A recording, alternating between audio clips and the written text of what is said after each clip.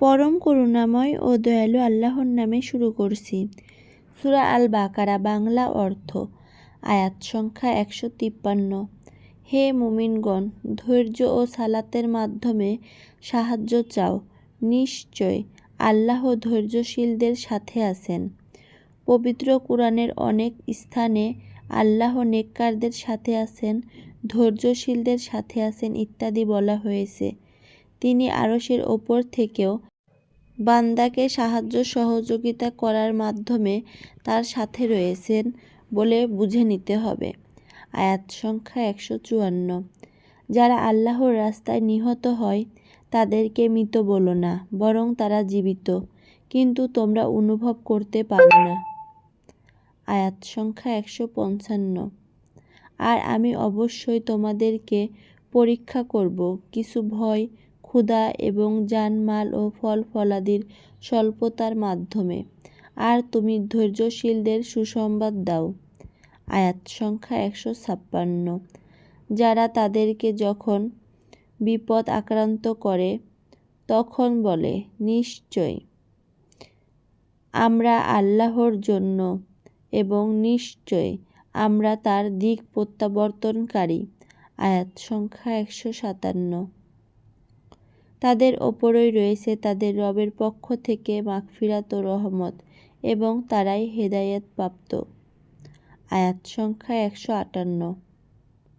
নিশ্চয় সাফা ও মারওয়া আল্লাহর নিদর্শন সমূহের অন্তর্ভুক্ত, সুতরাং যে বাইতুল্লাহর হজ করবে কিংবা উমরা করবে তার কোনো অপরাধ হবে না যে সে এগুলোর তাওয়াফ করবে, আর যে স্বতঃস্ফূর্তভাবে কল্যাণ করবে, তবে নিশ্চয় শকরকারী সর্বজ্ঞ।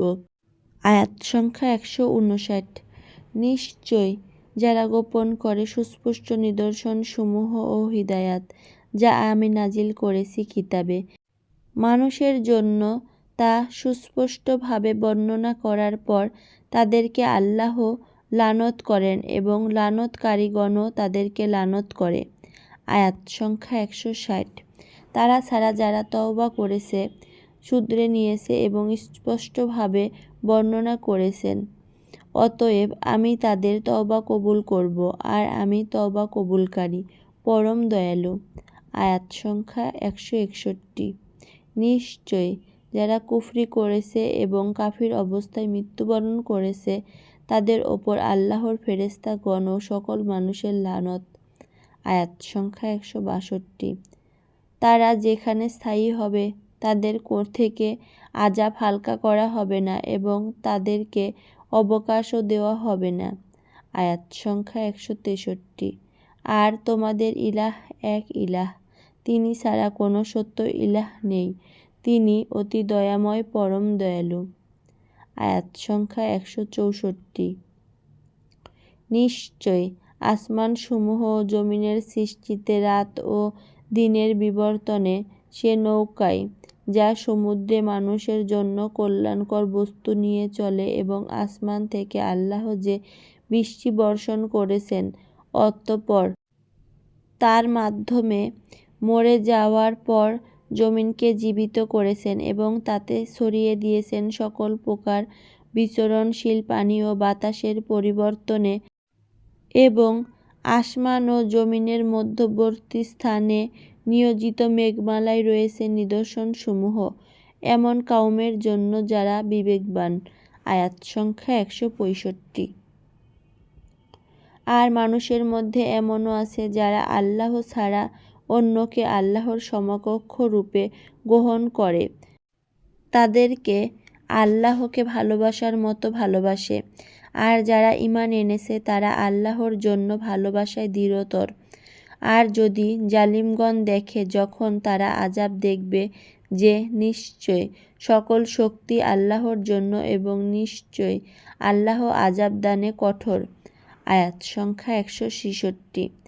যখন যাদেরকে অনুসরণ করা হয়েছে তারা অনুসরণকারীদের থেকে আলাদা হয়ে যাবে এবং তারা আযাব দেখতে পাবে, আর তাদের সব সম্পর্ক ছিন্ন হয়ে যাবে। আয়াত সংখ্যা 167। আর যারা অনুসরণ করেছে তারা বলে, যদি আমাদের ফিরে যাওয়ার সুযোগ হতো তাহলে আমরা তাদের থেকে আলাদা হয়ে যেতাম, যেভাবে তারা আলাদা হয়ে গিয়েছে।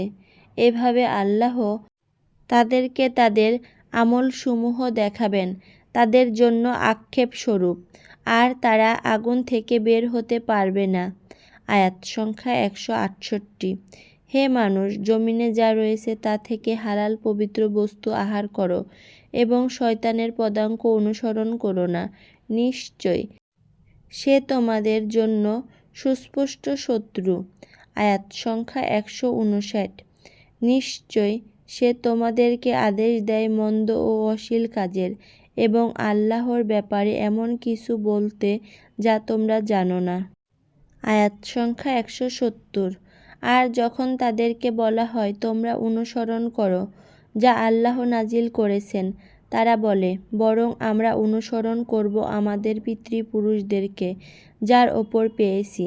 যদি তাদের পিতৃপুরুষরা কিছু না বুঝে এবং হিদায়াত প্রাপ্ত না হয় তাহলেও কি